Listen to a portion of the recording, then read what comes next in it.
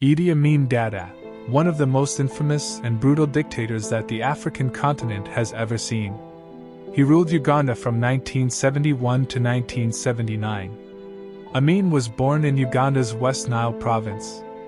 A Muslim, he grew up speaking Kiswahili and Sudanese Arabic. In 1946, Uganda was still a British colony. Amin joined the colonial army, and by 1958, he reached the rank of officer.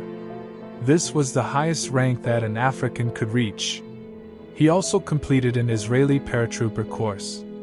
He then went on to participate in the Mau Mau rebellion in Kenya, on the side of the British. After Ugandan independence, Amin rose rapidly to become a major general. He was then promoted to general staff. Amin then took power in the 1971 military coup that overthrew the government of President Milton Obote. Amin promised to abolish Obote's secret police, institute economic reforms, and quickly return the nation to civilian rule. In his early days in power, Mr. Amin seemed like a charismatic and likable man of the people. He would dance in the streets at public festivals. However, things would quickly change. Amin made enemies of most of his neighbors. The only neighboring country that Uganda had good relations with was Sudan. His dislike of foreigners was also clear. As soon as he took power, one of his first actions was to expel 50,000 Asians. Their ancestors had come to Uganda as laborers for the British. They had risen to become Uganda's wealthiest traders and businessmen. Their expulsion contributed to the near collapse of the Ugandan economy. Amin gave their homes and business to loyal military officers from his tribe. He also had Kenyan students in Uganda executed to show his displeasure with actions taken by the Kenyan government. However, the people that suffered the most during his rule were the Ugandans themselves. More than 200,000 were executed. Stories about atrocities appeared. Some of the first involved officers who had not supported Amin's coup. Squads of executioners arrived at bases across the country, slaughtering untold numbers of officers and soldiers. Most victims were shot, but prominent ones were beheaded. As Mr. Amin's rule wore on, he became increasingly irrational.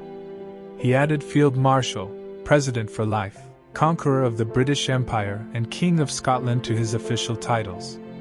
He fought coup attempts, both real and imagined, with mass executions of groups and people he came to mistrust. Mr. Amin's allied himself to Libyan dictator Muammar Gaddafi. He pledged that he would turn Uganda, where about 16% of the population was Muslim, into a Muslim state. Libyan money and arms began to pour in. Mr. Amin became an enemy of Israel and announced plans to build a statue in Hitler's honor in the capital, Kampala. Amin also became a close friend to Palestinian extremist groups, and soon had the aid of more than 400 Palestinian military advisors and staffed his bodyguard corps with Palestinians. Things began to go from bad to worse for Mr. Amin. The price of coffee, the country's leading cash crop, plummeted. Armed rebellion swept the Uganda's southwest, and coup attempts multiplied. Even the Libyans began to turn their backs on him, dramatically cutting aid. They started questioning the success of his efforts to transform Uganda into a Muslim nation. In 1978, relations with neighboring Tanzania got so bad that Amin decided to invade the country. Ugandan troops moved into Kagera province. 3,000 Ugandan infantry and the Ugandan Air Force devastated the region, executing civilians and destroying all property and animals. The Tanzanian army, along with Ugandan exiles, launched a counterattack. They were successful and quickly routed the Ugandan troops. They moved into the capital Kampala and finally brought an end to the Amin regime